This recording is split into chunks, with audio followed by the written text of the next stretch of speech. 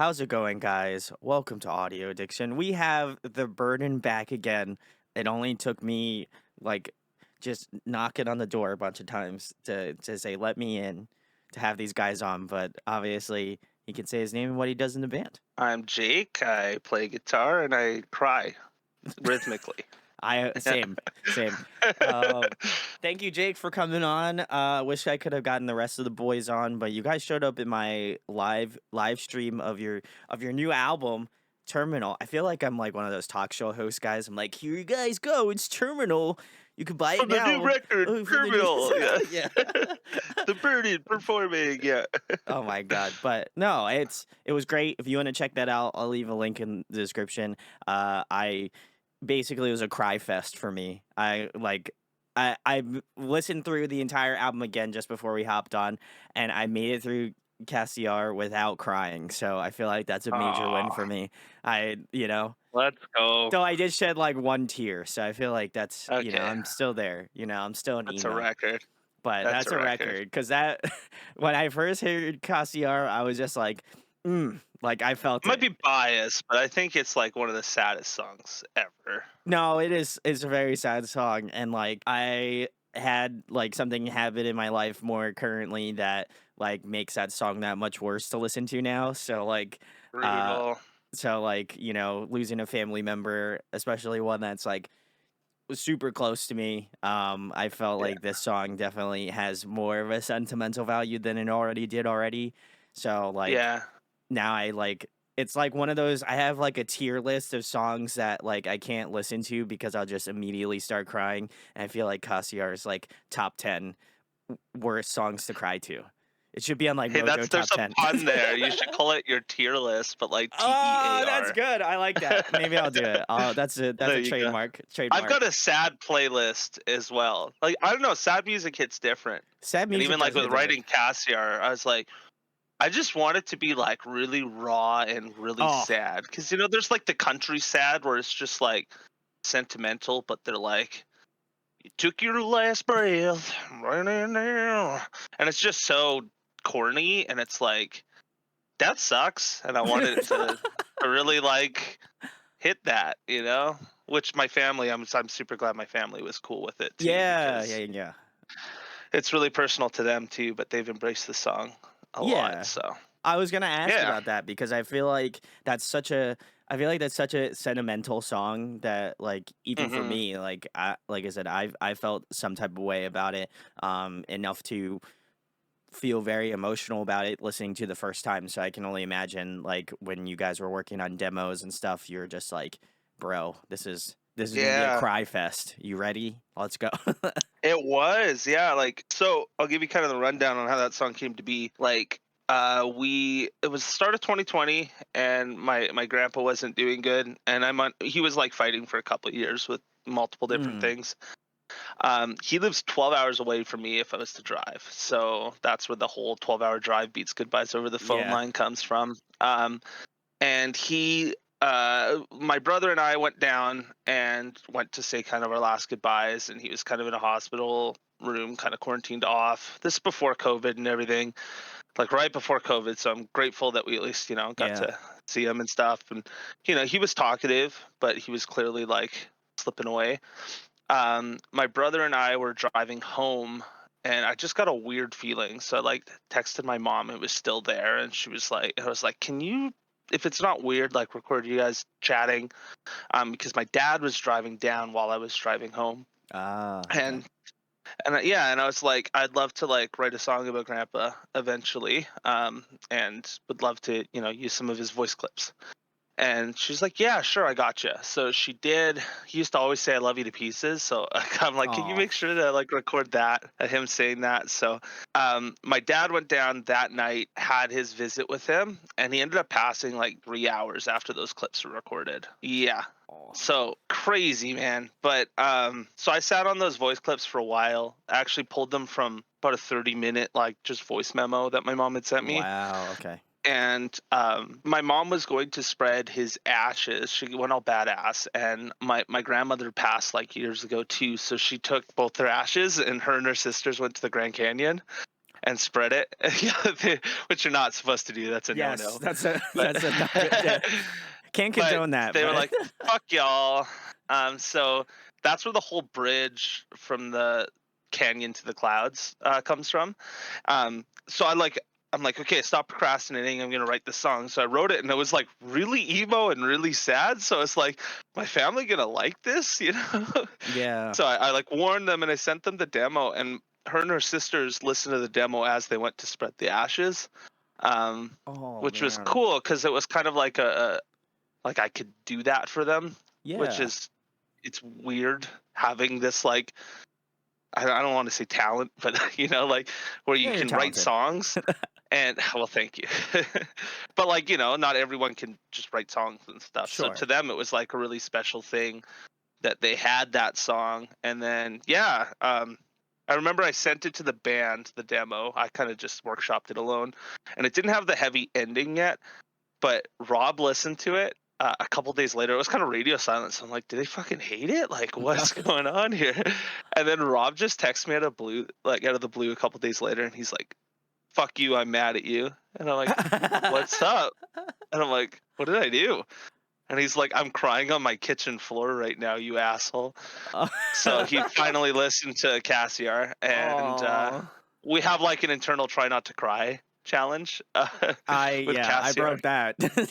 Yeah, yeah, yeah. But I don't know. It means a lot. Obviously, that song. It's crazy. Super, super personal. And then we added the heavy kind of. I'd say cathartic ending more than Yeah, yeah, heavy, yeah. I would where it agree. just Yeah. kind of crescendos to end the record. Before that last voice clip kicks in. And yeah, I'm super proud. I'm like, how do I usually have a sad chill song on every record. And like, Yeah. I don't know. And then like my last grandparent passed away this year. I'm like, I'm gonna be known as the guy who just writes sad songs about his grandparents dying. It's But true. yeah, I that'll it's probably be on the next record. I feel like it's personal though, like Yeah. and I think a lot of people, including myself, have that sort of sentimental value to, loved ones in their lives, like I lost my grandmother this year, and ironically enough, that was like one of the first songs that I put on, and I just remember Oh. just like being like I did it came on, and I remember not like feeling as much like when things were going on and like that was happening, because like very similarly to your grandfather, like she had been like kind of out of it for a couple of years, and so like I don't want to say you get numb to it, but You definitely do. I feel like you definitely do, and so once this song came out, I feel like very similarly, and I've mentioned it in previous podcasts, like um very similarly to like Devil Wears Prada or Cancer, like that one is another one that Hmm. just like it hits. I had lost my Yeah. aunt that previous year, and that song it came out, and so I feel like for me, it's like that's one of the one of the coolest things I think about the type of music that we're both in is that like there is such this like catharticness about the way that people write. Like there's something that you Hmm. have an attachment despite like something that terrible has happened, and like I think it's so appreciative that people write from the perspective of like this is a tough thing that I've experienced, and so I want to be able to share my like I don't want to say sadness, but be able to share my emotions with other people, and maybe there's a way for us to kind of connect in that way. Um and so not that I didn't already love you guys already, but I feel like it gives me that much more of a more of a love and appreciation for what you do, because I think that writing something that is like that and writing it in such a difficult fashion, and like literally going through like the album liners for this album as I was like listening, just sitting here, um, really gave me more of an appreciation for this album, and like how much of a like you know, talking about really hard topics like depression, losing someone, death. Like, I think there's like a lot of things that, in terms of like mainstream artists that you may not get, and so I think there's Hmm. this level of being honest and being approachable. Do you find that for you, that's like something you want other people to relate to when they listen to like Bird and stuff? They will Do you want people to have that sort of like connective feeling with you of like, I want you to be here. Like if I was sitting at my desk or like sitting outside, Mhm. like in Canada, like I want somebody to be sitting next to me, like as I'm like writing this and being like, I feel that. That's like something that I like touches me personally.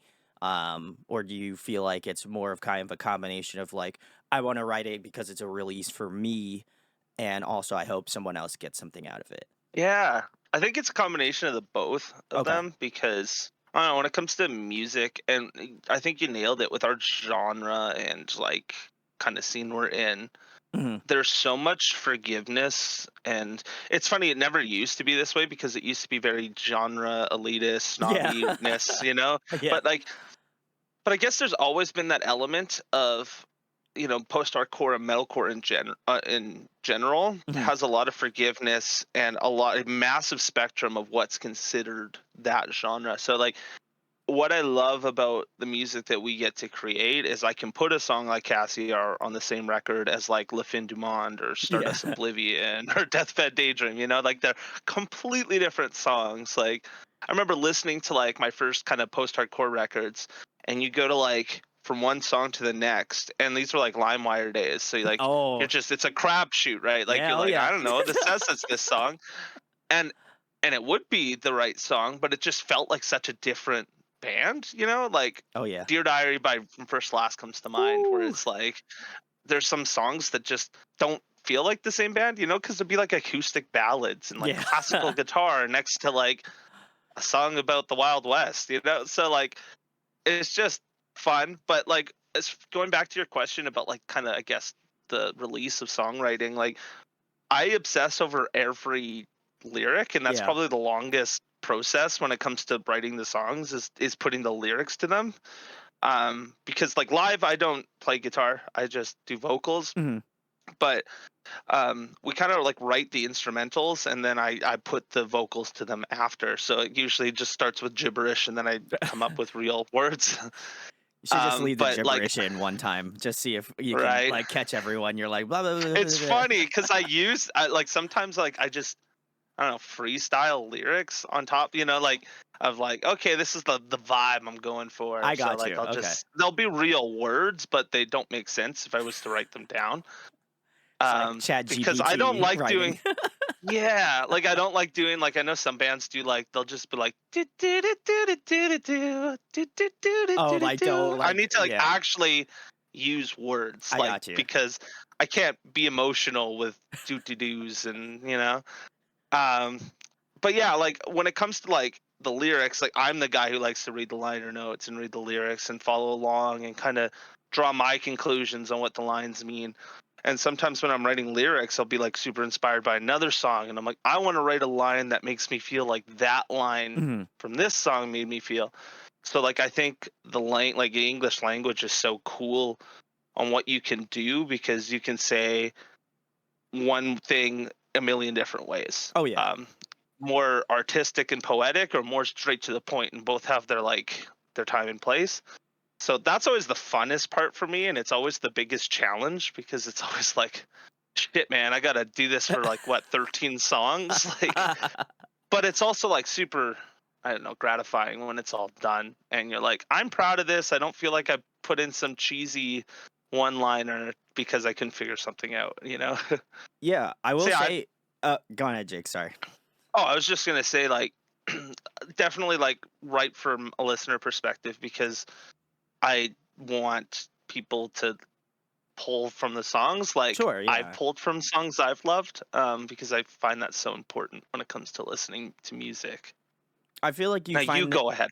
no, I was gonna say feel like you find this straight and narrow of like kind of carving out two stones. Like I think there's some part of you that writes very direct, like Cassiar, like Golden Graves, I feel like are those songs that I feel like you were direct and to the point. Like looked at the lyrics and I was like, man, he hit the nail on the head on that one. And then there are some songs where I feel like you're a little bit more, I don't want to say vague, but I think you're a little bit, Yeah. it's more up to interpretation.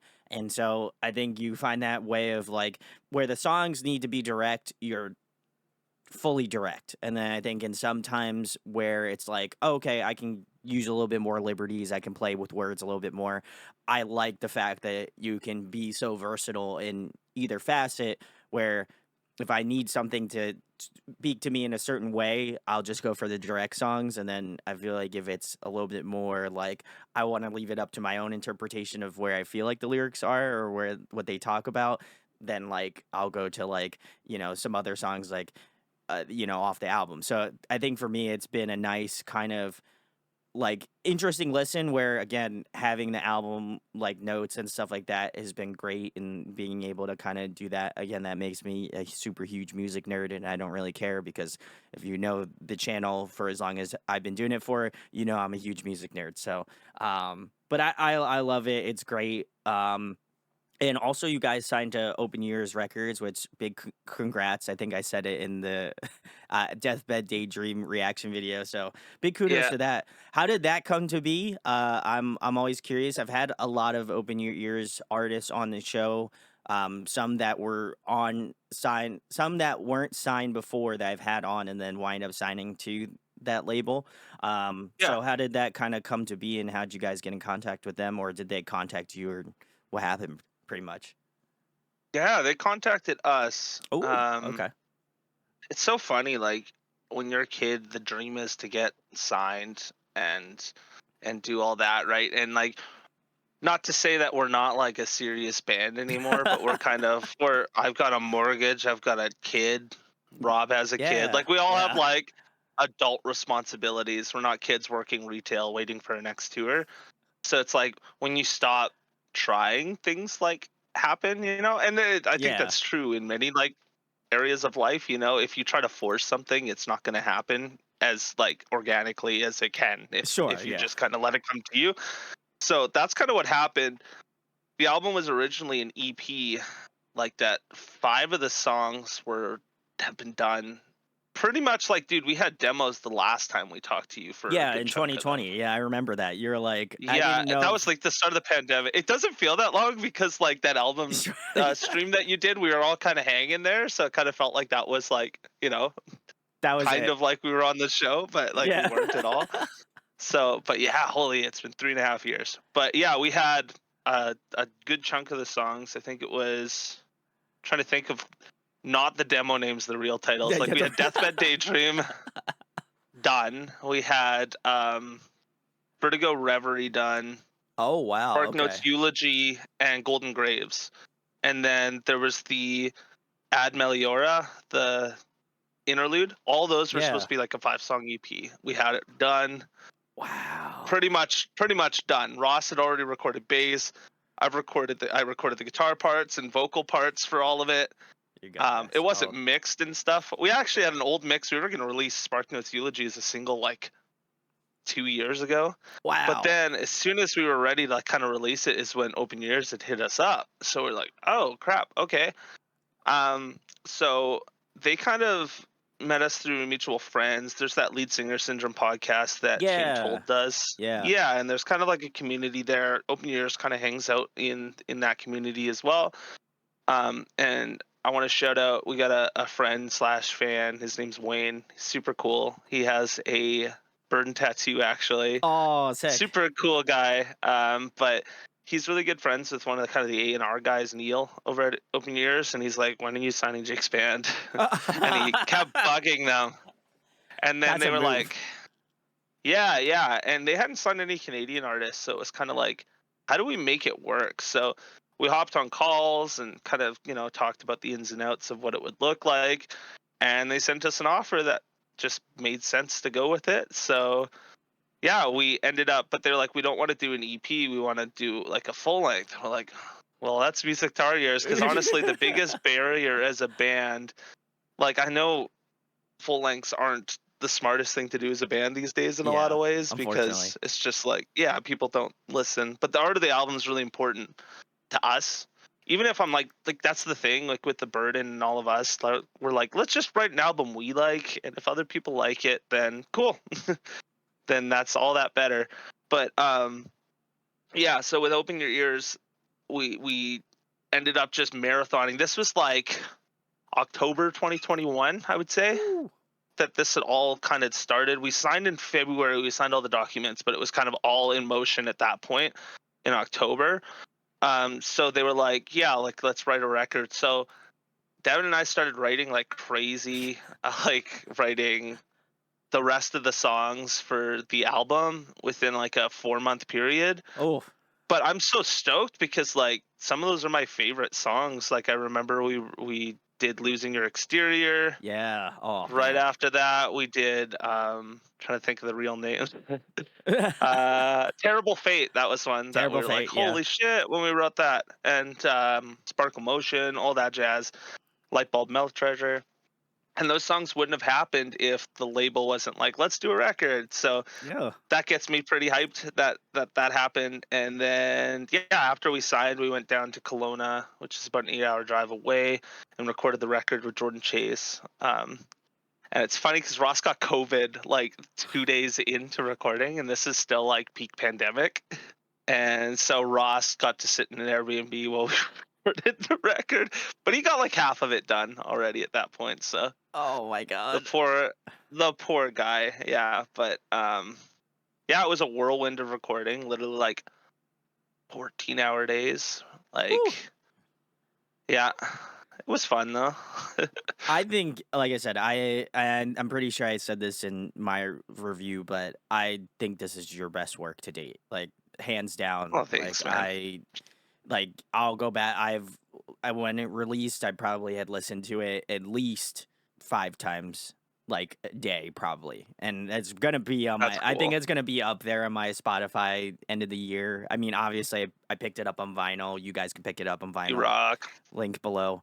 Um, but if you live in the States, pick it up from the label. If you live in Canada, you can order it directly from them. I still would love to get mine signed, even though I don't think it's gonna be possible and the shipping would be insane, but maybe you just gotta I come mean, play the just order States. the white and gold one from us, and Oh we'll my sign that God, one. Jake.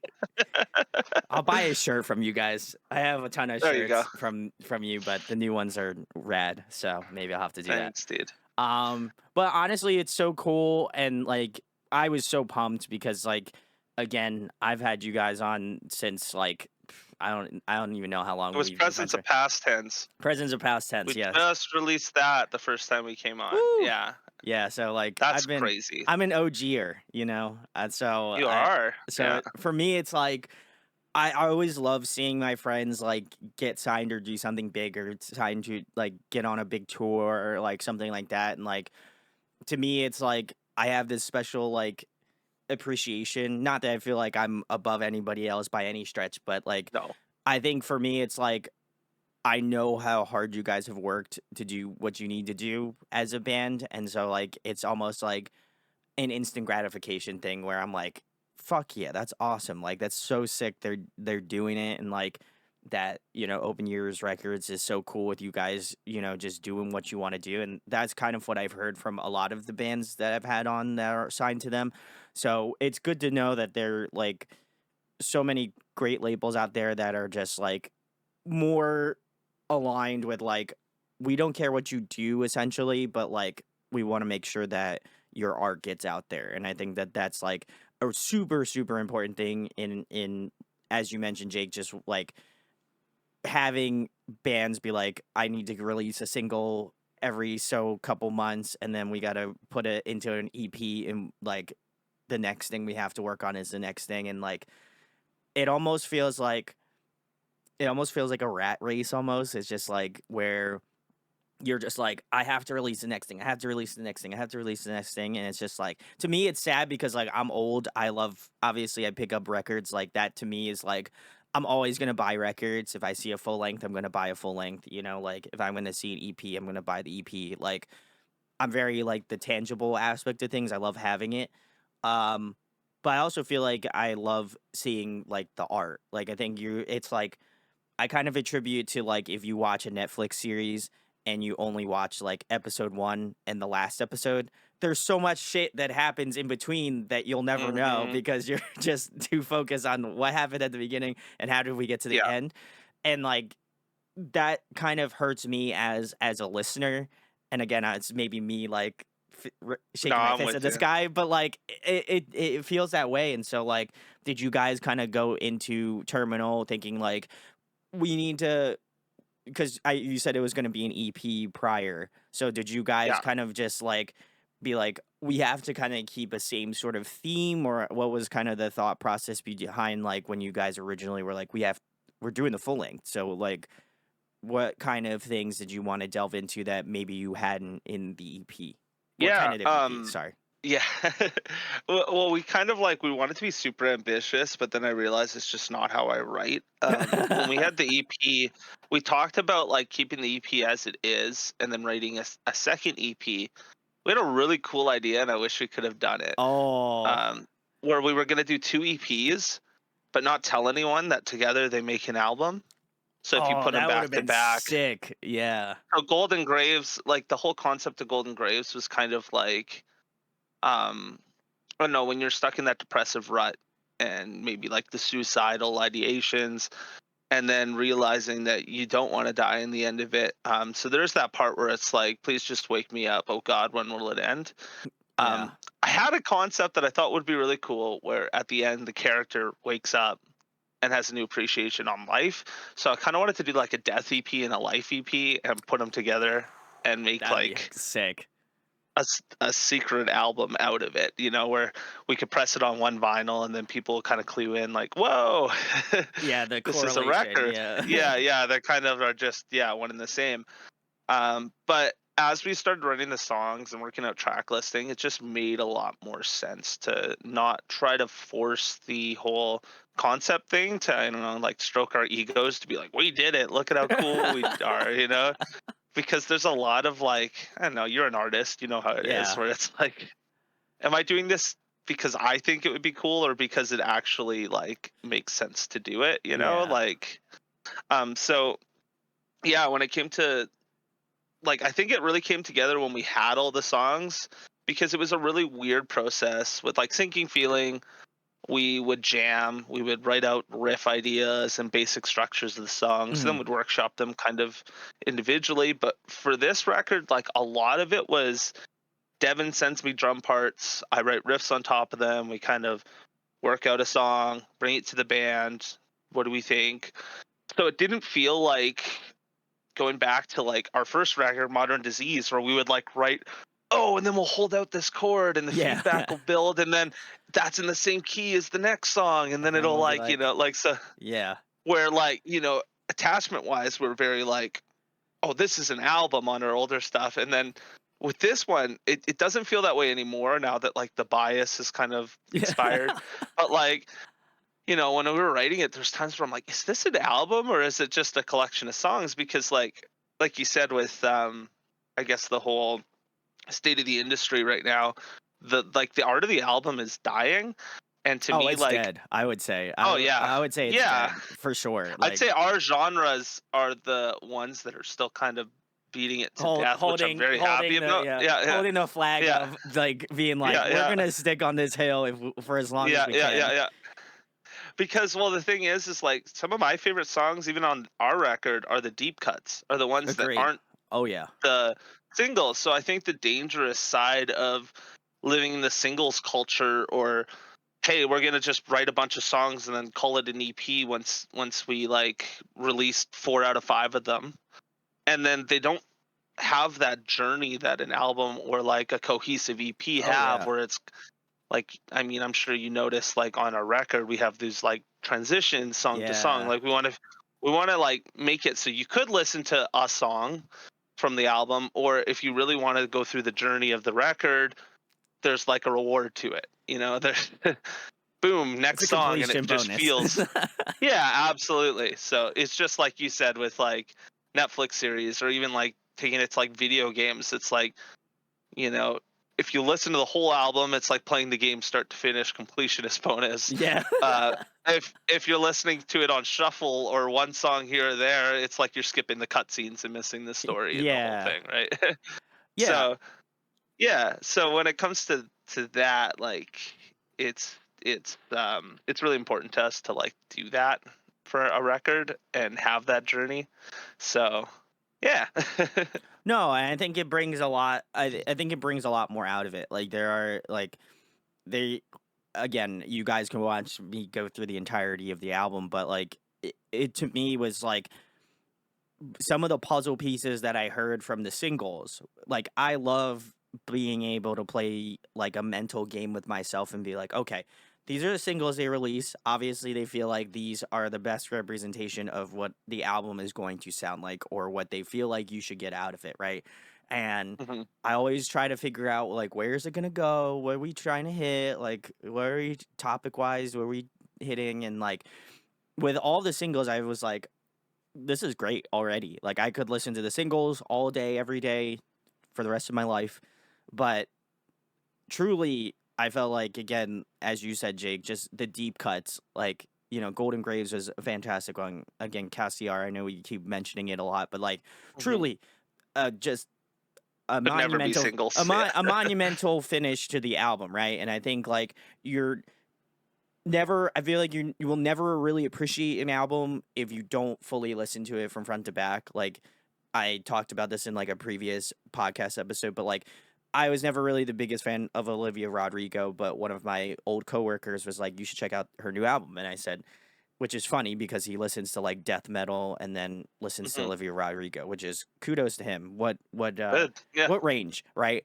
And so Yeah. I was like, I'll give it a listen because like, you know, I love listening to new music, and so I gave it a listen, and I was like, oh, she's not the like driver's license, she's not the sour, she's not the whatever, right? And like some of Mhm. the songs that you hear on the radio, you're like, what type of range am I gonna get out of her? And I like listened to the full album, like, and it was great. Her new album was It's awesome. Like, awesome. it's Yeah. so good. And like, I think you get this really jaded perspective on bands. Like, I think there's just something about it where like you listen to a single or you listen to like one song that they've done, and you're just like, that's it. That's what they sound like. If I like it, that's it. Mhm. That you know, and you just like kind of throw yourself out of the mix.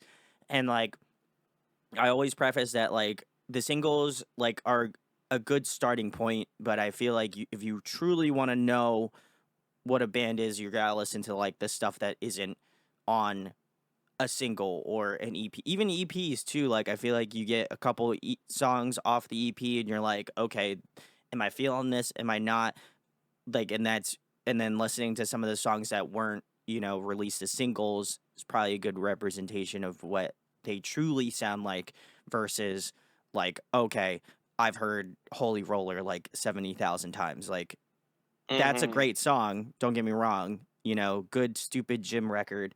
But like also at the same point, like there are some songs like that are on that album that I'm like, these are great songs and they're obviously not singles, but like they're deep cuts that just have such a fantastic sound to them. So yeah, I would recommend if you haven't checked out Terminal, I would go through from front to back. It is like the perfect album to like go through like the I want to like scream at the sky type stuff to like then at the end of it you'll be sobbing your eyes out and being like, damn, this is cathartic. You know, like that's how I felt. Yeah. I was going through like the 5 stages of the grief live with all of you. So like it was You're great. not wrong. I Yeah. felt that way. That's kind of a Like roller coaster. it is a roller coaster, but like I've never I've never really like felt like that in quite a bit. Like I think there's something about it Yeah. that is inherently really nice about what you guys do where like again, you have those heavy moments and you can feel a lot of that like great energy, but also at the same time like you can let that energy out in like a like emotional release.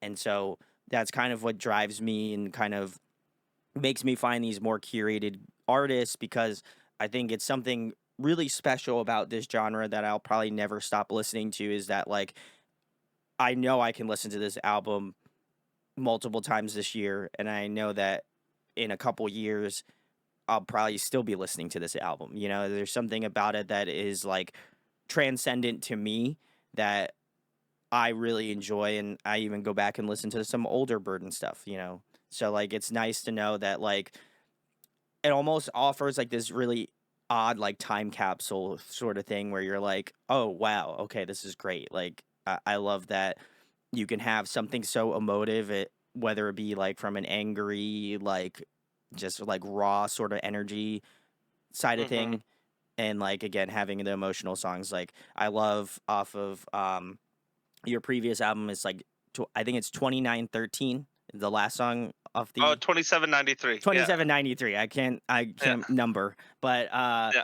Oh, it's that all good. one, I love that song. Like it ends off the album so well again, but like it's like this just like I think it's just you like recording on your phone, Hmm. I guess. I don't know if I really asked you about this, Jake, but it's like That's the vibe. it's Yeah. kind of like a bedroom type like song that I think is just like so raw that Yeah. I was like, man, this one hits because I love the fact that it's just so like in the moment, like you're just like, damn, I'm really feeling this right now, and that's kind of how I felt with Cassiar. So I don't know if it's an intentional thing that you end off every album with like some I song could that's chill like track. Yeah. to that, but I think it's great because it like cycles you back into like Stardust Oblivion super well. Obviously speaking for Terminal, but like I love that. Hmm. That's just something about it that you just hit the like the soft reset and then you go back to the beginning and it's great. So, but I have to ask Jake, Hmm. what's one song that changed the most on this album? Like from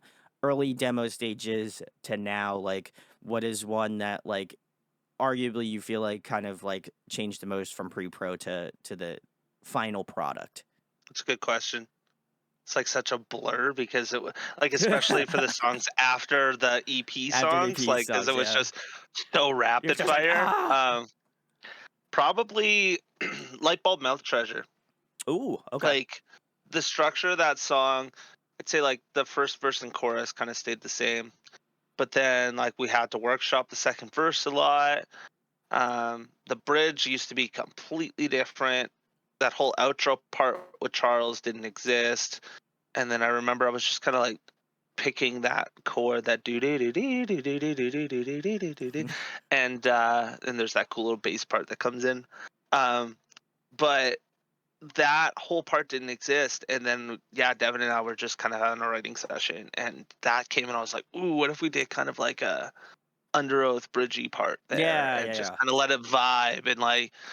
I love that song. See, that's another one that I know that was kind of released as a single, but like it doesn't, it's not a single, like it's not a verse chorus kind of song, it kind of it vibes for a bit and just like does its own thing. And I mean we got Charles on it, which is super cool. um but yeah, that's probably our most, yeah, I'll try to dig up the demo and show you one of these days of like, yeah, it changed quite a Woo. lot. Like the whole bridge was completely different. Watch, I'll get a listen. Like this happens all the time. We listen to old demos. We're like, damn, that part was cool. Like, why did we get rid of it? But like, you never know. It's like there's the whole analogy of being a painter, where you like you don't know when your painting's done. Like, when do you say like that was the last brush stroke? It's finished. It's same with like any art. Like when do you play the last note? When do you write the last word? It's so hard, especially when you are like so self-critical. I think it's Sure, important to be yeah. self-critical, but like yeah. But that's the one that changed likely the most. Ones that came together really quick and easy were like Cassiar was so boom, done. I wrote the first demo and nothing changed. Oh, okay. Actually, all the vocals in it, I'd say 95% of the vocals are the demo vocals. Where Wow, that's Jordan awesome. told me, he's like, the emotion in it and Yeah. all of that, like, why are we going to try to act it and recreate it? Let's just keep it. Like, I think Keep these it are totally raw. usable. Yeah. Yeah, so those are all like, other than we added a couple things in the bridge, vocal wise, and that's all I re-recorded. Um, and Le Fin de Monde was like the last song we wrote for the record, and it was What? literally like we didn't overthink it. I think we wrote it in an hour, like just boom, done. It seemed like it came together pretty fast, so I'm not Yeah. surprised on that. But yeah, no, I love that you kept Cassiar just like raw as possible. Like I think the vocal like qualities of that like the beginning part of that song is just like it just you can feel it in your chest. Like there's something Oh. about it that I'm just like, oh man, I can feel it tugging at my like heart right now. Like Hmm. that's the quality I feel like you can't like again. I feel like it pulls from a band you mentioned, Under Oath. Like that's the type of quality that I feel like you guys pull from, and like even more like super emotive, like emotional, like post-hardcore bands, like you know, I just feel like you have that sort of like tug and pull that again makes me want to go back and listen to Terminal again right now, you know, like, and even some of like, you know, Sinking Feeling is another one that I go back and listen to very frequently as well. There's Well, just something about it that just like again the tug and pull of like the emotion I feel like is very understated in this genre where like you can really feel it. Like there's something about it that again people get tattoos, people get like, you know, people get lyrics written on them. Like there's something wild. special about it that you know, like I would love to get a bird Hmm. tattoo. Maybe I'll have to do it. But Oh, cuz these are my guys. I love these guys. But like you real good. but it's to me, it's like you know, like I know we keep referencing Cassiar a lot, but like truly is just a send off in the best way possible. So I love that. Um, and then getting Charles in this song. Did you guys? How did that come to be? Did you ask him to be on this track, or was he just like in the studio Yeah. with Jordan and was just like, yeah, I feel like doing some vocals. No, Charles is an enigma, man. Like, super cool guy. We have this inside joke in the band that he doesn't exist, and Jordan just did all his vocals in Secret and Whisper. Like, because we've actually never met Charles. He Wait, was what? gonna stop. Yeah, we've never met Charles. So super cool guy. I've talked to him, but What you think you've talked to him? It's just Jordan, like it's it's just just Jordan Jordan with running his like a hey, socials. Yeah, yeah, just a vocal. He's yeah. like, No, hey, he I'm was Charles. supposed to be. Yeah, so Charles was supposed to be on Sinking Feeling. Like we've had this collab kind of in the works for a long time. Wow, When we started working with Jordan, we're like, can we get him on? "Hey, can you get Charles on a song?" And he's like, I don't fucking know, guys. I don't know. It's not really Really? singing a lot these Wow. days. Well, those days he wasn't doing much singing at all. So Oh, okay. he's got a really cool project right now that he's recorded with Jordan. I think he has a record that he just hasn't released yet. It's just sitting.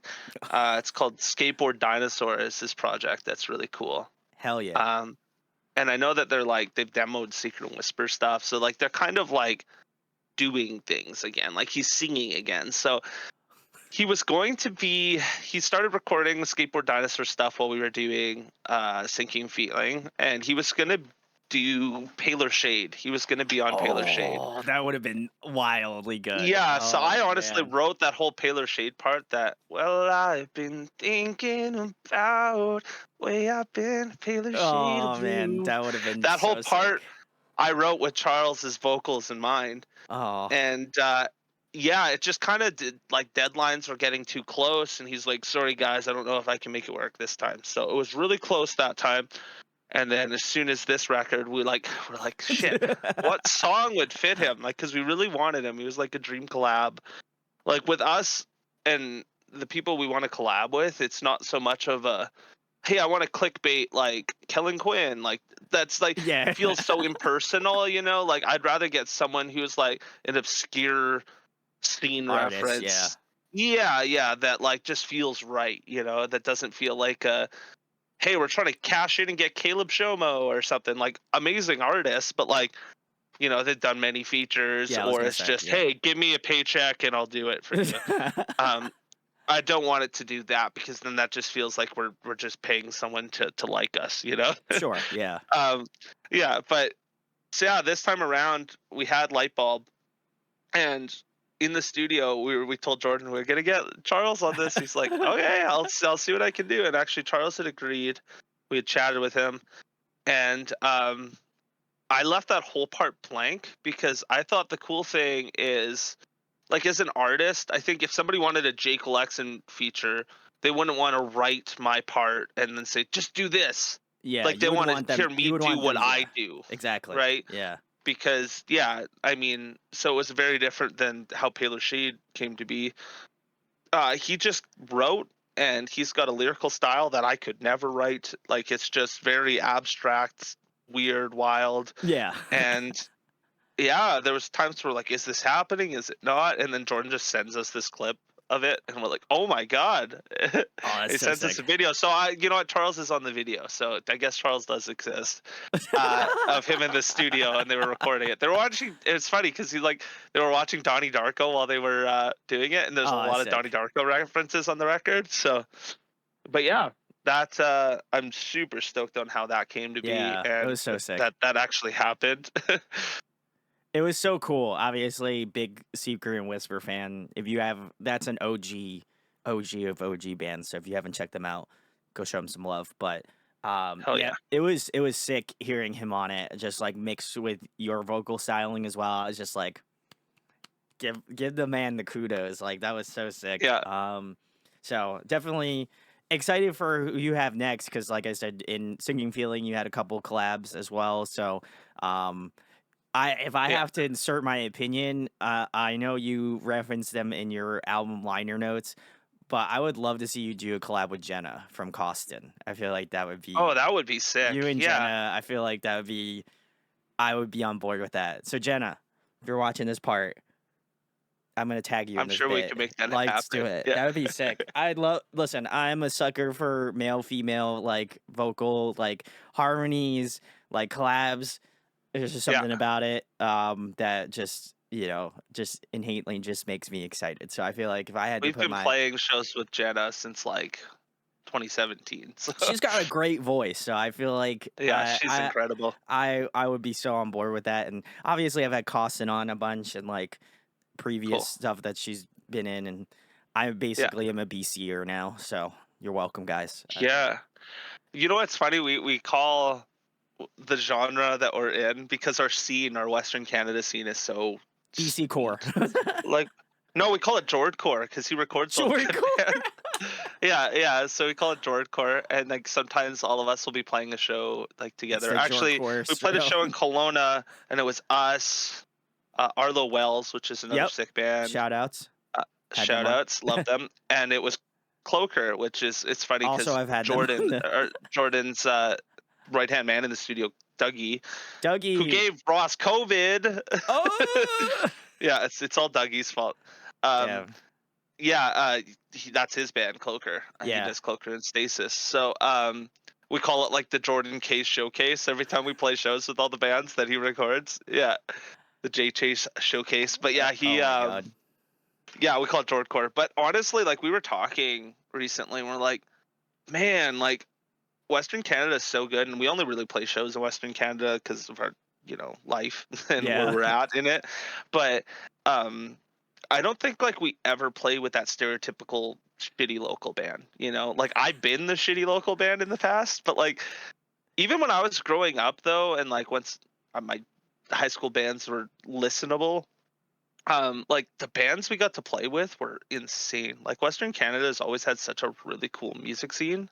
Agreed. Like he used to play with bands like there was a band called Take the Earth Beneath Us when I was growing up that were a sweet metalcore band, and now the vocalist of that band's the vocalist of Real Friends. It's Cody.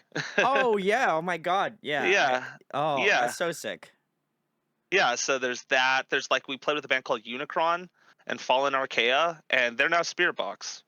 So like it's kind of crazy, like all the good music that has come from Western Canada. Like shout outs to like Youth Fountain too, like Yeah. Tyler Shout and Cody outs. used to be in Youth Fountain too. Like we've had so many incredible bands and friends of ours like take off and do incredible larger than life things with their music. And we never have to play with a ego driven crappy local band. Like even like there's Gutter King happening right now. There's a Oh. sweet band called Look Alive that is Oh, really my good. There's boys. Calling All Captains we just played with. Yeah. Shout There's outs. just so many awesome bands. Honor Band, like so many friends bands. Costin, like we were talking about Costin, like Arlo Wells, like Yeah. there's so many insane bands from our area that like whenever we play out of town and play like these cities, like we get to just play with bands that we love. So it's like always kind of a treat. I'll have to fly out to BC, like Kelowna for a show I or think something. so. I think that's a must. I think I have to maybe next year. Go to That's what I'm thinking. Vancouver. I think Vancouver be sick, and we'll Vancouver. line it up. Yeah. Let's do You it. know what? Kelowna's like 4 hours from Vancouver, but like Vancouver's just an easier, I'd say, like city to get to and get around. Like Kelowna's kind of like retirement beach town That's in okay. That's the BC. vibe. I like that. I'm about it. Yeah, maybe do both. Maybe do both. Just take Yeah, a I'll vacay, run. Yeah, buddy. I'll just take a vacay drive. Drive Yeah, from. I'll learn how to. I don't know if you guys have different driving rules up in Canada, but I'll have to. it's about the same. It's just Okay. kilometers per hour versus Oh miles shit! per hour. I'll have to figure it You'll out. do I'm fine. just You'll like do fine. speeding through Kelowna. Oh No. yeah, yeah. No, that'd be sick. I always say that I'd love to be able to like go international and do like press international. I feel like that'd be so sick. So if you have Yeah. a festival, hit up the email. We'd love to come out to your country. Be fucking sick. So big salutes. Um, I do want to ask you this, Jake, because I know you're a huge Zelda fan. Um, I Oh know yeah. you named one song, Terrible Fate, which obviously, Yeah. if you have not played a Zelda game, that is a reference to that game. I'm not gonna Hmm. spoil anything. You guys can go figure that shit out on your own. Do you often is that like the first Zelda reference, or have you made other like video game or like gaming references in previous like Burden records? I'm just We curious. used to have, yeah, yeah. Um, I don't know if they made records, but we used to like have video game stuff in our live set all the time. Like one of our first shows, we had like an Earthbound song as like our intro. That's awesome. Yeah, like I love video games, so like I could go on forever. Terrible Fate. It's funny because the working title for that song was Big Clock, and it wasn't even referenced to that. We thought it was so funny because Big Big Clock, clog. obviously, haha, like we're 9 years old.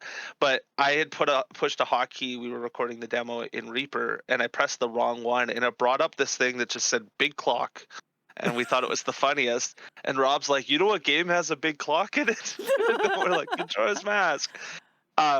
But we did do a shirt You back in the did. day that was yeah, that was like I Breath of have the it. Wild. I You have have it. that one, I have yeah. that one. Yeah, that's And still there's in not my. many of them out there. I Yeah. have it. Yeah, I'm Yeah, an for the OGer. presence of past tense. Yeah, hell yeah. I'm an But OGer, guys. Just remember that. I don't think we've done many video game references in comparison. We've done a lot of like, I don't know, pop culture references. Like we call Sinking Feeling our Bob Ross record because there's a couple Bob Ross quotes in it. There is. Yeah. Obviously after Synesthesia, there's the whole Bob Ross monologue thing that Yeah. happens, and then at the end of 2793, like you brought up that song earlier, um, there's Bob Ross once again, Yeah. and then we kind of call this one our Donnie Darko record because there's a Oh. couple Okay. Donnie Darko quotes on it, Nice. and references in the song titles, and there's some clips of the movie Midsummer in our Ooh. new record too on Terminal, so. I don't know. I love like melding those things together and Yeah. having like art inspires art sort of vibe. I did see some But yeah. quotes in the lyricism, and I was like, "Can I pick out some of these?" I'm like, I've seen Barney Darko, but I haven't seen it in quite a bit. And I was like, Yeah. Midsummer, I didn't watch because I'm a little scaredy baby. Oh, So it's like a car crash, dude. It's an insane, wild movie. Like you just can't yeah, look away, but you're like, ah. you're like, Yeah. oh my god, I can't. No, Yeah. you know, It I is. I Yeah. can't do it. I'm a big baby. It's disturbing. I I'll be yeah. honest. You're better for it, so don't do it. Well, people always say like they're like, "Oh man, you should watch some like scary movies," and I'm like, I just can't do it. I'm like, I like to be able to like sleep at night. I like to be able to like live in my moment. This is about the. I listen to scary music comparatively to I feel like most people. You would see me There on you the go. street and you'd look at me and you're like, that dude definitely does not listen to metal music, or maybe he does. No. I don't know. Like That's what I love about metal is just like everyone listens. Like very we played ambiguous. Yeah, we just played that show with Calling All Captains, and the whole crowd was just so diverse that I'm like, this is so freaking cool that like, it's not like I listen to country music, and it's just Yeehaw. like, yep, that's a country music crowd. They're coming out with their cowboy boots and their flannels, and The cowboy like you hat. just know, yeah, yeah, exactly. Or trades worker look with a ball cap, and Hell like yeah. you just are like, yeah, they listen to ACDC and country music exclusively. You know, they have a look to them where Fair like enough. Yeah. I guess the whole heavy music or alternative scene has just so many different looks that are associated with it. That's like Yeah. I honestly don't listen to a ton of heavy music. The heavy music I listen to these days is just the most chaotic stuff that I can. Like I What like to be challenged when I listen to it now. what chaotic bands are you listening to, Jake? Well, like for years now, Blood Brothers is always like an inspo Ooh, for me. yeah. Like they're just wild. Callous Cowboys Yeah. since Die on Mars came out, and now they're blowing up, which I'm like, hell yeah! They're Like so I'm sick. Yeah. so stoked for them. But Callous Cowboys is like when I listen to a lot. Johnny Booth record that came out this year, Yes. super Oh, good, so super good. good. But then I listen to that, and then I'm like been really into an album, um, by an artist called Abby Holiday. Have you ever heard it? No, I'll have to check it out. It's vibey alt emo. It's not even like emo. I don't even know if she's considered emo, but Okay. like it's like I don't know, almost like Halsey but more emo. I would kind Ooh, of call it like okay. that. I like that. But I I've like been that. like really listening to her new record, and like I find it's just how boring would it be, like you said, like top 40 radio like earlier. How boring would it be to like only listen to that? Like your whole Yeah. music taste is curated by a radio station, and you never like go off the beaten path and find Yeah, stuff. you just stay in the straight and narrow. Yeah, that's tough. Ugh. Yeah. Yeah. I feel that. That's like been my goal for like I'd say like the past couple years. Like cuz I would strictly listen to just like metalcore and like post-hardcore and like that sort of genre, Hmm. which is great. I mean, you can get a lot of Yeah. variations from that. But really got into like pop music, got into like different K-pop. styles of K-pop. I love K-pop right now. K-pop rules. Yeah. I'm in my K-pop vibe right now. But like it's so much fun because I think it's like for me like I love being able to come from a different perspective. Like K-pop music, you know, obviously we just talked about it, but like it's so like I think you can find a lot of parallels in the way that they write comparatively to like metal music. It's just obviously like a different completely different style, certainly, Different you coat know. of paint. But Yeah, it's a but different coat same of kind of paint, but framework. like you can like the bones are the same. You know what I mean? And it's like to me that's Hmm. such a cool thing that I think I underrated in like a lot of different other genres of music. Like um I listen to anything from like the K-pop stuff. I've been into like jazz stuff like Loive, she's awesome right now. Like I'm trying to think. Wave to Earth is this like Korean like jazz pop album and then like if you threw John Mayer on top of that, That's vibes, cool. great album. But like it's cool. And then like I'll go and listen to like another big band that I've been really digging a ton recently is and I'm sure you'll like them, Jake, if you haven't heard of them. They're called Pale Dusk. They're I fantastic. haven't. You gotta I check will out check Pale them out. Dusk. They are like the Japanese version of Callous Boys. Okay, you sold Yeah, me. yeah. I'm in. Yeah, They're like if I'm you all in. like it's like they have like a lot of they're like if Callous Boys and like Attack Attack had a baby. I'm in. Yeah. You It's kind sold of me. it's kind of sick. They're nuts. They're a sick band. So check out Pale Dusk if you haven't. Love to have you guys on. I know you speak Japanese primarily, so that might be a little difficult, but love to have you on. But yeah, it's so cool and like I think I think it's kind of like more appropriate now, and maybe you can speak on this, Jake, as well, or give your 2 cents on it. But like, I feel like a lot of um like heavier music listeners just don't listen to heavy music anymore. Like it's like almost as if like there's a Yeah. trend shift of like, oh, I can listen to other stuff other than metal. Sick, you know? Like it was almost as if someone like the first person that opened the door outside was just like, oh, I can go outside. That's crazy. I'm gonna go outside. You know, like I and feel then like for so long it's like if they weren't able to be considered like a band that could get on Warp Tour, you shouldn't listen to them. Like, you know what I that's mean fair. though? Yeah. It's just like if you were in that scene, it's not like I never followed that, but a lot of people that just, they identify and stick their identity like as the music they listen to. It's Yeah. just like if you're not a Warp Tour band, I wouldn't listen to you. Or if you're a Warp Tour band, I won't listen to you. There's that other side of heavy music, where it's just like no, you're just the boy band of metalcore. you know.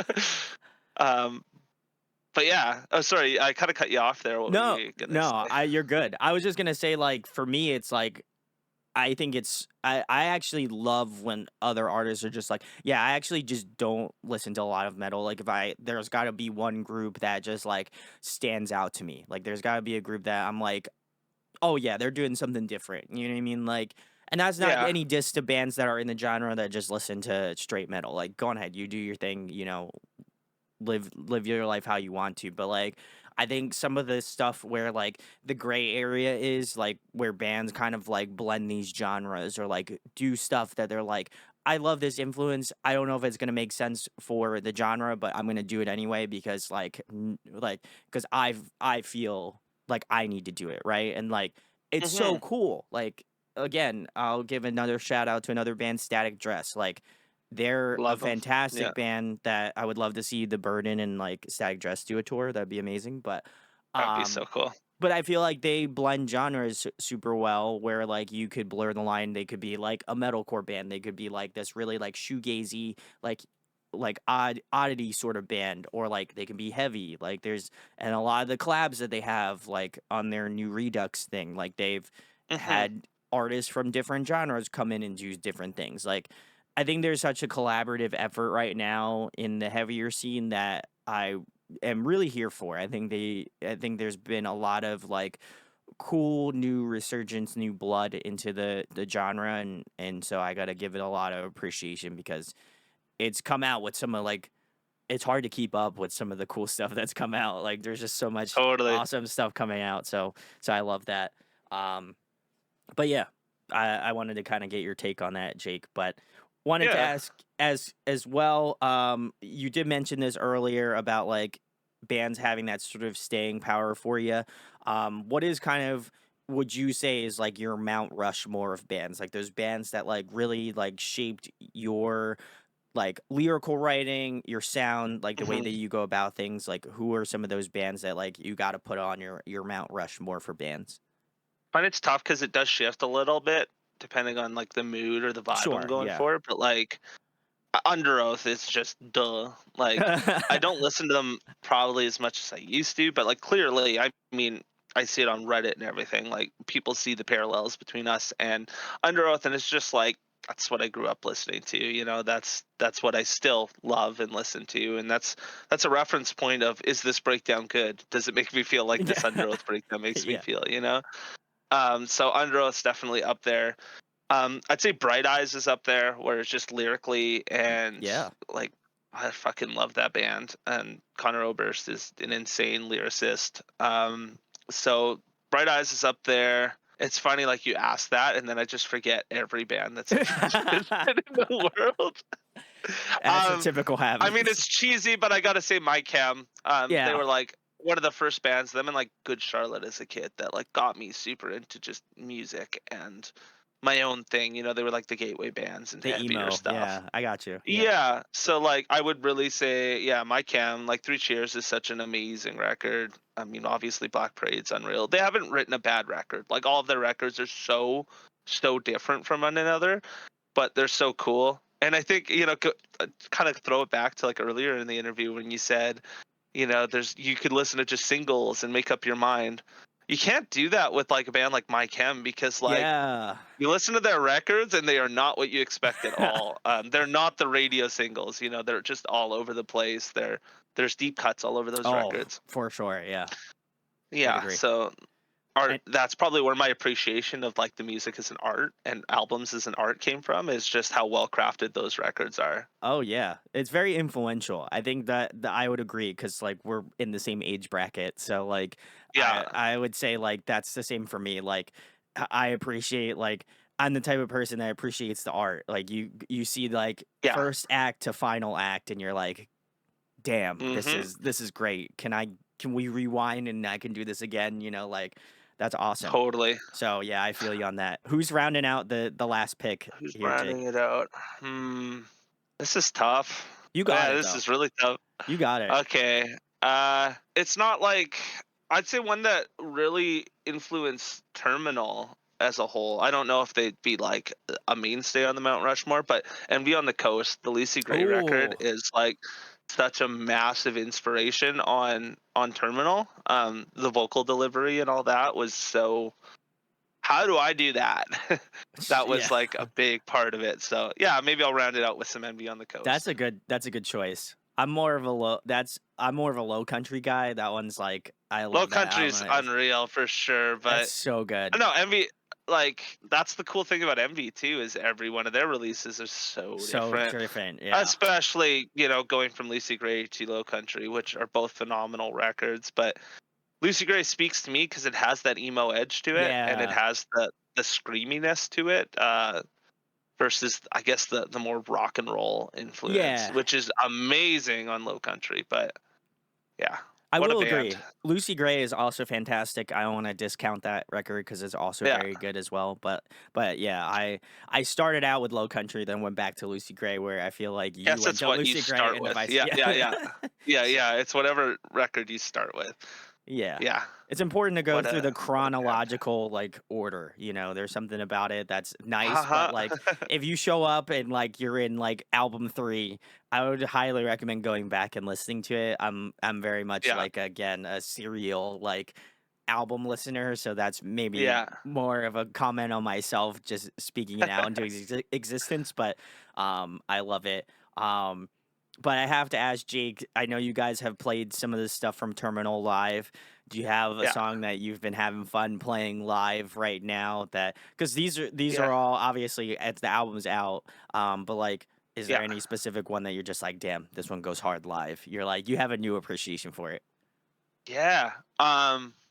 At our last show, so like we've played literally only 3 shows since the record's come Sure, out, yeah. but it's so it's so fun like working the songs into the set. Like we were talking before making set lists.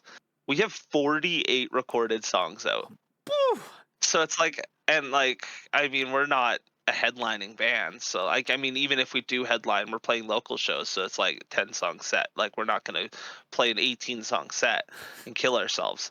But so it's really hard to work them in. And like, I also don't want to be that band that doesn't play any of their old stuff. So it's like, how do we like do this? But one that I really love is Spark Notes Eulogy. Oh, That yeah. one goes hard live, especially that last breakdown. Like, I mean, we wrote that for live pretty much. We're like, let's do that. And then my other favorite that we worked into our last show that we had never played before, we never even really played it as a band because we wrote it so digitally, the record, is I'm trying to think of what the songs are actually called. Oh, Stardust Oh, Oblivion, the because first song. Yeah, yeah. Yeah, we opened our set with that last show, oh, that's so and that sick. was so fun. I love that song. So I'd say those two. But honestly, every song we've played from this record has been really fun to do. I would say like the surprising thing is like I didn't like playing Losing Your Exterior as much as I thought I would live. Like we played it at every Oh, show, but like we're kind of like, yeah, kind of over it. Yeah. yeah, we did like Le Fin du Monde at the first shows we played, and that was like, I'm like, oh, that's funner. I don't know, heavy songs are really fun to play live because Sure, there's yes, just the energy. energy behind them Yeah. versus like if you're playing a rockier song, if the crowd doesn't know it They're not like gonna be super well, involved. it's just Yeah. they're not going to be like moving the same way they would of a heavy song they don't know, right? So Sure. so I guess it's a little bit of a cop out, but No, but yeah, I love Losing Your Exterior enough to not to show I for know you did me, a but I cover, cover buddy. it. Yeah, Yeah, so yeah, that was awesome. thank you. I appreciate it. I'm really working here, but maybe I'll share it at some point. It's on my Facebook page that no one else can see here because I'm not giving you my personal Facebook page. Uh, but yeah, no, that was really fun. I like it was one song off the record that just like really spoke to me, and I was like, man, Cool. I gotta try to sing my absolute balls off on this song. So I did my best. I don't think I It's a could hard do. song to I don't sing, think I dude. could do Cassiar. I couldn't do it. I think I would be too busy crying into the Uh, microphone. So um, we never thought we'd play Castiar live, and then we ended up doing it one of our shows as an encore because we had no other songs ready. oh Um, my god, we how did that go? everyone cried, Yeah, that makes sense. but like so, I just had a kid. She's 2.5 months old now, and she's the best thing in Congrats. the world. Thanks, dude. But we had her on August 11th, and we were in the hospital for a couple days after, just recovering and stuff. Shit out Canada, no hospital bill, hell yeah. Uh, but I'm just kidding. so my wife before the show was like, I really want to see the burden before like our daughter's here. Like, can we book a show? And I'm like, her due date was August 22nd. So I'm like, well, let's book one for, and we booked a show for August 12th for her, pretty much. And then she goes into labor on the 10th, and we're like, shit. Like, how are we gonna do this show? So like, I even hit up like some of the opening bands to be like, hey, is there any way that like, if I can't make it, can you like do vocals for our set? Like, can you help out? And I didn't think I was gonna make it, but my wife's awesome, and everything went really well with baby. So I literally left the hospital. Like the band texted me and I hate doing this. Like I miss the other bands, obviously, but like they're like, "Hey, the band's just finishing the band before us." So like I drove down.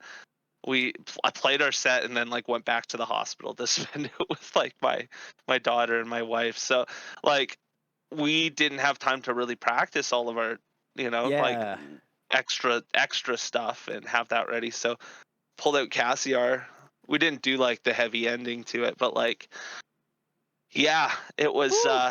wild. I didn't think I'd ever play it live, but it felt right, and it was like one of those really good vibe shows, where just the vibe was right, the crowd was amazing. So we ended up playing it. But yeah, what a wild show that was. Oh my God, that's insane. Shout outs to your Just dad wife. energy. Dad energy. Yeah, you really came Run, in with, yeah. yeah, you're just like running into the venue. You're like, all right, Yeah. guys, I'm going to do this whole set and then I got to go back to my Yeah, baby, you know?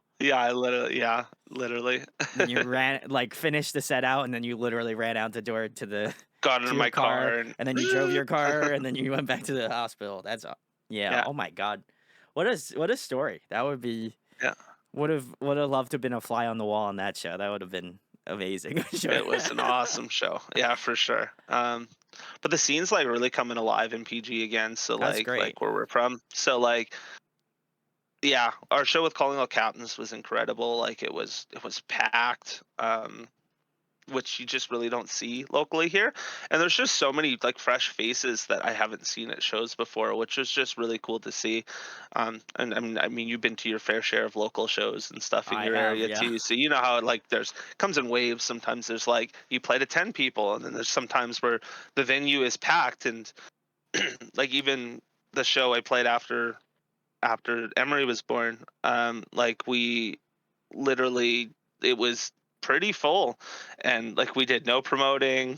It was just kind of like I said, like We we just we're at showed the up. point where like we just don't care anymore. We just do it for ourselves. That's really what it comes down to is let's write music we like to do, let's play music we want to play, and if other people love it, then that's awesome. Yeah, I mean, I love it from literally multiple states and slash countries away. So, Well, thanks buddy, yeah, that's amazing. You've been it's an OG, so I have been an OG. So, but it's like I said earlier, it's I think for me, it's like I have a point of pride in like showing off bands in that way. Like I think there's something special about like again, we connected over the internet. Like I would have probably Mhm. never found out about your band in any other capacity other than just knowing you guys on the internet and being like, "Hey, would you like to do an interview with some stranger you have no idea like who he is, what I do, all that sort of stuff." And Yeah. like so I got to give a lot of kudos to all the bands like early on that started doing this with me because shit, I was not good at it, and now I'm like Oh, hush. moderately better. So Oh, stop. You're great. thank you. Hey, and you've done like all of Jordan's bands. Have you done Cliffside? Have you met with I Cliffside have done before? Cliff Sides, yeah. Cool. Yeah, I love those guys. Yeah. The Shout best. outs to the boys. Come back on the show, guys, please, for the love of God. Hey, they just released a really good I record. Have you? know. I have Yeah, yeah, I have listened to yeah. it. So Good. come on the show, Hey, guys. I'll bug them. I mean, I play League of Legends with Taylor all the time. Taylor, come on the show. Yeah, it's Yeah. crazy. I was talking about this like a while ago. Like I had Crohn's on recently. I had July. Crohn's. Yeah, Crohn's. Yeah. Whoa, Yeah. PG Yeah. deep cuts. We Wow, you shout. Yeah. really. I shouted out. I gave you a shout out in the video. I was Oh, I like, I gotta saw you check it guys. out. I saw you know Jake, and he's like, oh yeah, me and Jake go back, and I said shout out. So Literally Crohn's. so far I back. Yeah. had July Crowd on. Hey, we just played a Very show with recent. July Crowd. You just Yeah, played they're a show with them. awesome. Shout They outs. played the Sinking Feeling release show too, but they had a different band name. So like, yeah, Very sick. we go Yeah. back. I have so many. I'm telling you, I'm a BCer, man. I have it all. I've You got really should just come out to Western Canada. We have Gutter free King. healthcare. Had Gutter King on. Gutter King's rad. That's another amazing Look band. Alive. I've had their previous You've had project Look Alive? on. Well, I haven't had Look Alive yet, but soon. Oh yeah, you've had Yeah, with the previous name project. Yeah. band should not be named. I'm not gonna tell you guys anyway, so it's Yeah. got eviscerated from online. Um, Yeah. but yeah, it's crazy. Yeah, I've had a lot of like Western Canada bands, so keep sending them to me. Love Western I Canada. will. Love it. I can't believe you've had other PG bands on there too. That's really cool. So I've had a lot. Yeah. Crohn's, yeah. I should just have a playlist of just PG, like Western Canada. Like I should just make up a Yeah, playlist of which Canadian bands.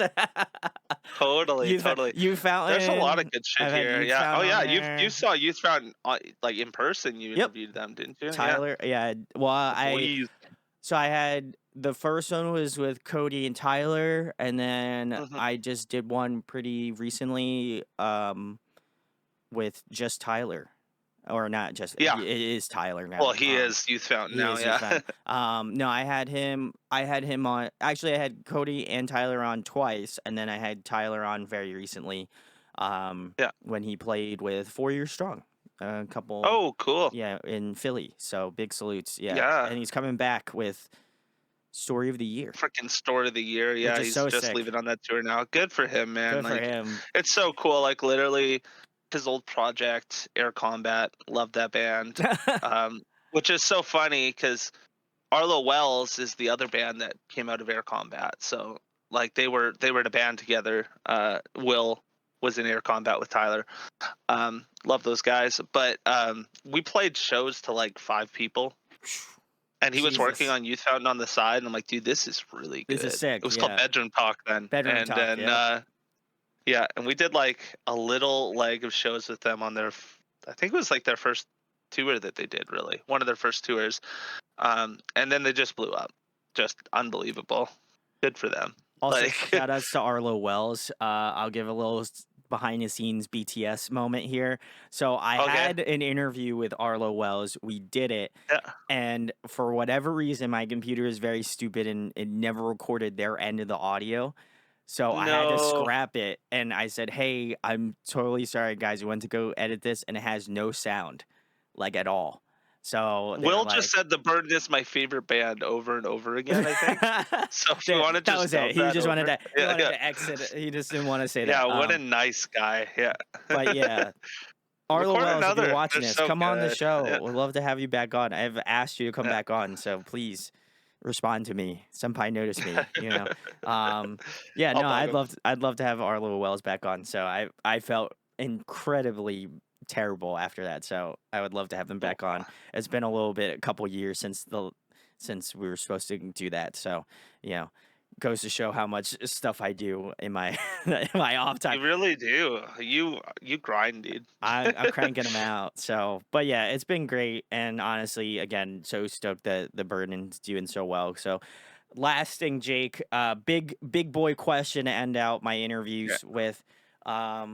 You know, love chatting with you. Please, if you haven't checked out the Burden, links will be below. Go check out Terminal. One of my favorite albums of this year. It's definitely going to be on my albums of the year list, 100%, like without a doubt. So I don't know where, because this year has been great as every other year, and bands make my life difficult picking this list every year. So I can assure you this year is going to be that equally as difficult as previous years. There's some good records. So Yeah, there's some for good sure. records that came out this year. But I wanted to know, Jake, what makes you passionate about making music? Like you said, you have a family now. You got you guys do some touring in the BC area and like stuff like this, and like this is a passion project of yours. But why do you keep doing it? Why is it important to you? Because like obviously I've seen it over the past many years. I was gonna say couple years. It's been many years now at this point, but I've seen it for a bit, and like I just want to know why it's important to you and why you continue to like put a lot of energy and emotion and investment into the Burden. That's a really good question. Thank you. Like, it's a loaded one, It's a loaded but one. Yeah. I try not to ramble too much. But No, ramble all you I want. think that, like, as a kid, music was the one of, like, the first things in life that just felt like something you could claim as your own, Yeah, and felt right. something that gave you so many other, emotions. It's not just getting blasted with sound waves and, oh, cool, that was enjoyable. It was reading lyrics. Like, I used to bring CD booklets in high school to class and read the lyrics and read the liner notes instead of, like, actually doing schoolwork. Hell So, yeah. like, it's just that thing that I've always obsessed over. And it's this thing that, like, not that I think we're the incredible, but, like, it's I'm a perfectionist when it comes to that stuff. Like, and I think, like you said, it's kind of like a passion project at this point. Like, it like we really really enjoy doing what we do, and I think that that's why it's so good. Is we're not trying to make it big. We're not trying to headline in Europe. We're not trying to become a household name. We're just trying to put out music that resonates with us and that we hope resonates with other people. So when you're doing it only for yourself, I find that, like, obviously I do care if we put out a new record and you're like, this sucks ass, dude, what is this? Like, obviously it would be like, oh, My but heart. Yeah. yeah, but, like, really at the end of the day, when you're doing something for nobody else but yourself, it makes it raw, real, and just enjoyable. So, like, every time we write a record, I get stressed of, like, what if that's our best record and we'll never, like, write another. I felt that way even, like, when Terminal was done. I'm like, what if Sinking Feeling was better? But, like, do I still really enjoy Terminal? Yeah. So I think that, like, um what keeps me doing music is I want to be that band for that teenager who is getting into music and writing, that, you know is reading the liner notes. Like you said, you picked up the record and read that, and it's like, dude, those are the people I write music for, not the person who listens to the single and says, right on, that's a good one. I like to write music that, and without sounding too conceited, but, like, that that for the people who really want to read the liner notes and experience a record as a whole, like, I want to keep that art alive for us selfishly. I write music to have that voice for someone out there, that wants to listen to a full record. And I write music because it's like, man, this is the record I wish I could have wrote when I was 13 and Yeah. learning to play guitar. And, like, I always try to remind myself that. And I know, like, as creatives, we're always, at a constant struggle of, this sucks. This is the best thing I've ever done. This sucks. Like, it's always just like a wave, right? Um, so when it comes, like, I always have to pinch myself and remind myself that if 13-year-old Jake heard Terminal, I would be shocked that this is me. Yeah. I wouldn't believe it. So I forget, there was a quote that Rob and I always talk about with each other, where it's like, write your favorite, or be your own favorite band. Not that The Yeah. Burden is my favorite band, but be your own favorite band. Why are you, like, I never understood the cool guys that are like, I don't like my own band. It's like, why do you do it then? Like, why do you do it? That's a real question. Like, and so Rob and I always kind of live by that of, do all of us feel strong about the songs we're putting out? Are we all proud of what we're doing? Hmm. Are we feeling like we're doing it for the right reasons, or are we just doing it to say, here's another record? I think the day that we write some songs and are like, these are not good, like, we don't feel strongly about them, is the day that the band won't keep making music, which I hope is never. Yeah. We're still writing new demos and we're still really proud of how they're sounding. I'll give you a sneak peek. But the yeah, I think that, like, what keeps me doing it really is just the artistic release and how important it is to have something to claim as your own, that you can put a stamp out into the world, something that lives on past you and is like, it's almost larger than life, right? Of, hey, this is something that I did, and I think that's so cool. Like, you look at musicians that have passed on, and years Yeah. later, wow, you can never recreate this with somebody else. Like, I think that when our time is so finite, what we do with that time is so important. So if you made a silly little record that 20 years later someone says I really enjoyed that record, that is super cool that you've impacted somebody else's life. Like, dude, you're on the other side of the continent and you've listened to our record, and that's a win in my books. I think that that's really freaking cool. So yeah, I pinch myself and remind myself that the stuff that we're doing is super cool, even in if the scale that we're doing it at isn't grandiose. Yeah, yeah, yeah. I think it's like, and I appreciate it. That was.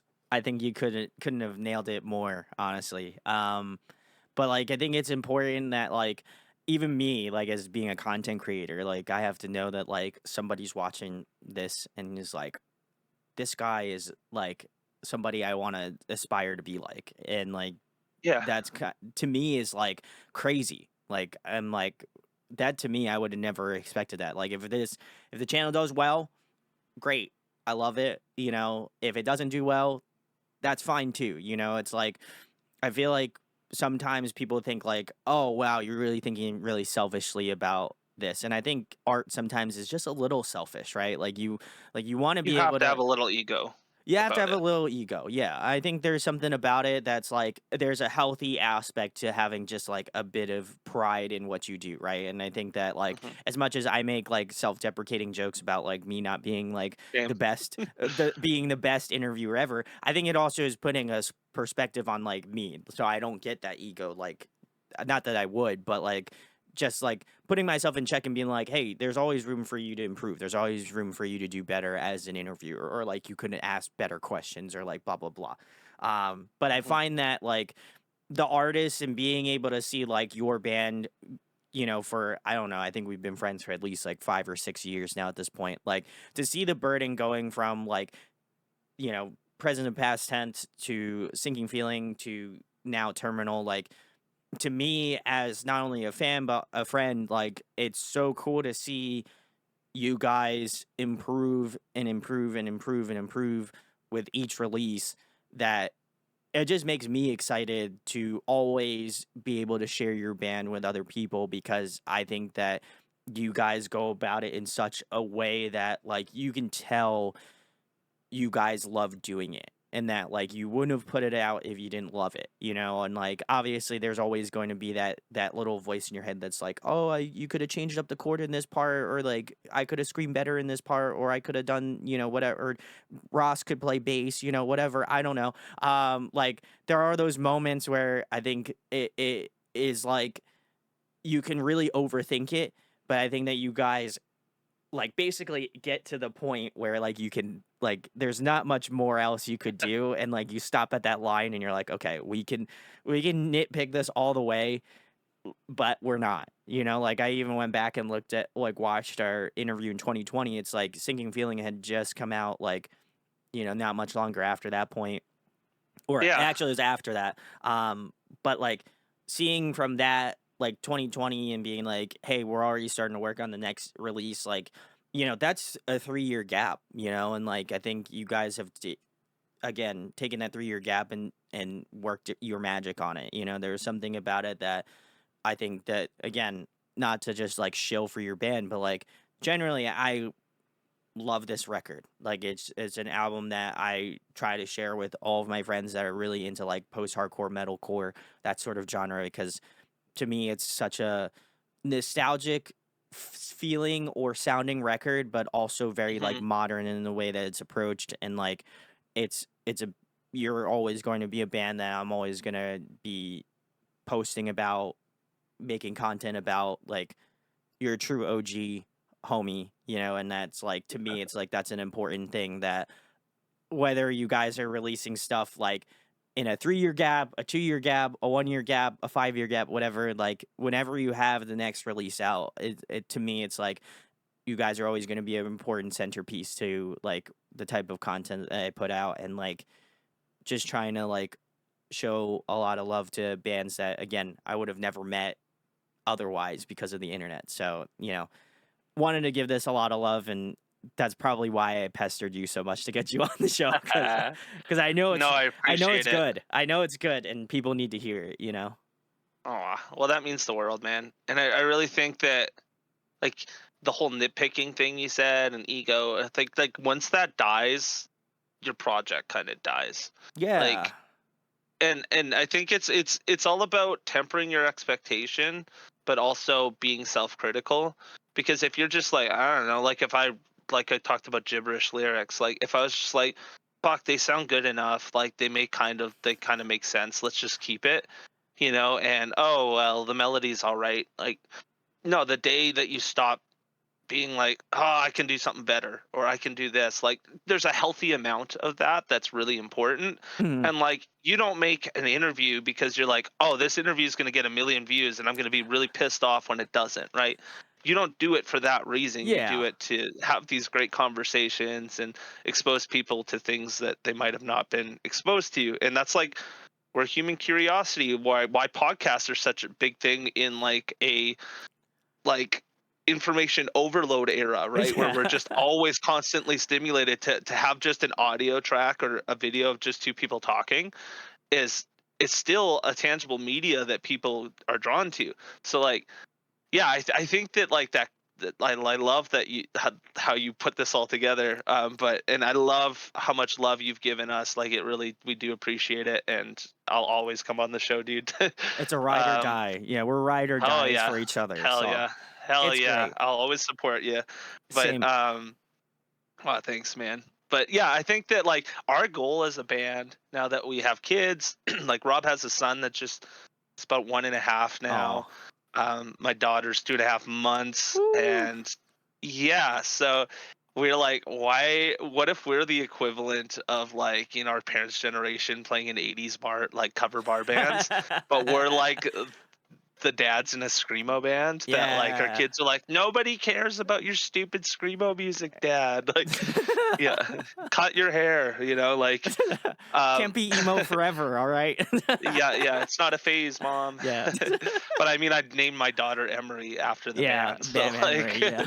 it's not a phase. Sorry, but yeah, like I think that that's really important, is that you need to be self-critical. The day that I stop being like, we do one draft of a song, I'm like, perfect, sounds good, is Yeah. the day that the band just loses its meat and potatoes. Yeah. You hear so many bands that reunite and do another record, and you're like, but the heart's all gone, or Yeah, this yeah, yeah. doesn't sound. And I'm all for exploring genres, but it's like this doesn't sound like this band. It's like you're almost using that band name to just cash in on the name or the attention or the fan base of the band, but you're not catering to what the fans actually care about. So, Yeah. yeah. I think it's about being genuine. That's what I realize is, like, Yeah, 100%. once I start losing that and being less genuine, then, like, it's time to close the doors, baby. The shop's closing Totally. up, you know what I mean? And I don't think that will happen for me, like, personally, and, like, I'd Yeah. love to continue to do this for as long as possible, whenever I have kids and have a family, like, I'd love to be able to do that, like, but, you know, for me, it's, like, a cool thing because I think I get to just share in that appreciation for why people do it and why it's important, like, you're gonna continue to do it even though, like, you have a family, you have kids, like, it's still something you make time for, and it's still something that you put a lot of effort into, and as I mentioned before, being genuine, and I think that you guys come across as extremely genuine, and, like, the lyricism, as we talked about through this entire video, is, like, really important, and I think, like, again, you talk about some really serious topics that I don't think that a lot of people cover in that sort of way. So I just love that you guys are always going to be honest and transparent about it. And like I said, hope to continue to cover you for as long as I can do it for. So very excited. That's But Rob said something after we released the last record that like really stuck with me, because obviously he had a son before the record came out. His yeah, wife yeah, was yeah. actually pregnant while we were recording it. And he's like, I thought about, because like, dude, your priorities shift a lot once you have a Sure. kid. And Sure. but I think that what a lot of people miss out on is, once they're a parent, obviously you have a certain level of responsibility to say, I need to give this child like an amazing life Yeah. Yeah. and be a great parent for them. But I'm still Jake. I'm not Jake the dad, and Rob's not Rob the dad, and that's not his identity. It's like, when you're growing up and you're like, I'm a skater and that's all I am, or I'm a guitar player. There's such a scariness of like, this is Separating. my identity. Yeah, Yeah, yeah. you need to have hobbies. You need to have things that keep you going in life. Because if you put all your eggs in one basket, or you just all bet all your chips on one thing, you're going to be deeply unhappy. So like what Rob said, he's like, of course, like, I've had times where I've thought like, holy, like this is a lot of work. But he's like, if we don't do it, who is going to? Like, he's You're like, right. I want to hear another Burden record. I want to hear another Burden song. If we phone it in and say, yeah, I just can't make time for it, then who's going to? There's no other the Burden. Not that I feel Yeah. like we're that special, but like we obviously enjoy what we do. So like if we don't do it, there's never going to be another Burden song. Yeah, you have to care about what you do. Like even like again, having things that you do outside of this, like I do other things outside of podcasting as much as I love doing this. Hmm. This is not me Oh, to it'd a feel like a T. chore if this is your only thing Oh, you do. yeah. I mean, if Yeah. I was getting paid to do it in a more convincing way, then yeah, it would probably be my It like would still livelihood. become a chore. But it's still I feel become a like chore. when But you're forced to do something, you lose the passion for it. yeah, I think it's like the healthy awareness of like that I think I picked up on was that like there's shit that I do outside of my daily life, things that I like. I'm a huge gamer. I love video gaming. Like, if I stopped video gaming and I just did this, I would feel like shit. Like, there's no way that I want to do this. Or, like, I like Mhm. hiking. Like, if I didn't go out and go hiking, like, I probably would not. Like, there wouldn't be, like, and I also feel like it kind of lessens the value of other things that you do in your life. Like if you take out something out of the equation, it's like, oh, okay, now I feel like I have to devote. Like, where is all this energy The gonna go? balance. Does it have to go to somewhere else? Like like, and so I think there's this healthy respect that, especially during the pandemic, that I learned is like you have to have a healthy respect for what you do, right? Like, I love Totally. doing this, but it's not everything, and it's not always going to be like the main act of my life, and I Hmm. think what you guys do is like spending that 3 years crafting a record, you know what I mean? Like spending the time to work on it, and like even though like some of that stuff was like crammed in, it's like you guys made a lot of healthy time to work it out, and like I said, I think it's one of the best records to come out this year. So I think there is this like I think there is this like flow about crafting art that like you have to be like very willing and flexible to like fit it in, but also at the same point, but don't feel like pressured to be like I have to release something, because like I think bands all the time, and from what I've noticed, is like the only way I could stay relevant is if I post like 20 TikToks a day, and I have to Hmm. like chill out all of this like free time and energy to craft this shit, and like blah blah blah. It's just like, but if you're not in it, like if you record a TikTok and you're not in it, like so I think someone would be able to point that out pretty quickly, that you're like he's just It's doing pretty it because fake. it's not genuine, right? And it's just like, oh, Hmm. I'm just phoning it in because I need to get this out there so somebody else sees it, right? And I think that that's kind Hmm. of like what I appreciate when people comment and are like, I love these types of conversations that you have with artists, and this isn't to jock me up by any stretch, but I think it's nice to know that like people appreciate my genuine nature on like having the guests and having this one-on-one and being very cordial about like the conversations and the types of things that we talk about, because very easily I could just ask Jake like what's his porn star name, like I mean, but I'm not going to Hey, because Brendan it's Stars. yeah. Yeah. You know what I mean, like, and like I don't Yeah. want to, but like it to me it's like that's the types of conversations that mean a lot to me. Like when I go and watch other interviewers, like that's the type of conversation that I want to get out of it, is like, what can Jake tell me about this album that I don't know? Because there's a lot of shit that Yeah. I don't know about this album that I would love to know about, and I think there is that genuine Totally. connection that you have with artists and guests that I have on here, that I would love to hope that people get out of watching these. They're like, oh, it's just like me and Jake and whoever's watching in a room. We're all hanging out. We're talking about this record, and like, it's great, and you can be a part of the like fun hangout sesh. That's what I love. They don't feel like your conversations don't feel too scripted. They Like are not by any stretch. and like you made the Brian Stars joke of I like, did, but yeah. like as an artist, like I don't want to talk about silly stuff. Like I want to, I mean, I'm I mean, we're stupid both all the goofy. time. Yeah, Like we we're always always stupid. goofy, yeah. But like obviously, like if you're coming on, like cool, I want to like answer those questions if you're a Yeah, fan of the record, and I want to make it peel back the curtain a little bit, because like I feel like of all my favorite records, I probably romanticize how they were made and like, oh my god, like how are they feeling with this? And like it's cool to yeah. actually get the reality of what happened and how things came to be, right? So I really appreciate the kind of the media and how you do Yeah. your interviews. It's a great time, dude. I appreciate it, Jake. Well, the last thing and arguably the most important thing is where can I find the burden at? What you guys have coming up? Obviously, you can Yeah. talk about where you can get this bad boy at, and anything else you'd like to shill about. So I'd say probably most. I mean, you covered all of Canada, so oh, yeah, I'm sure you got Canadian fans out there. But OYERECS.com is our label. You can pick up our records there. Save yourself the shipping from Canada. Um, we have some vinyl in Canada as well, and some sweet merch that is exclusive to us. So would love to, yeah, just it's all on our Bandcamp for that stuff. Oh, sick! You even have the sticker. Let's go. I have, yeah, I saw it in like the corner of my eye. Shout outs to Open Your Ears Records. Perfect. Yeah, they're phenomenal. They're a sweet team.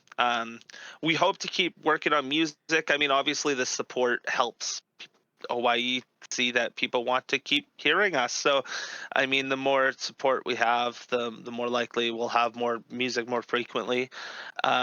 So, I mean, we've started writing for another record. We plan on making more music, obviously. So, Yes, let's just if go. people, as long as people want to hear it, we want to put it out. So, um, yeah, I more always want music to on the hear it. way. Yeah, so I'm Thanks, very dude. biased. More music on the way, but yeah, between our Bandcamp and our label site, that's where you can find us.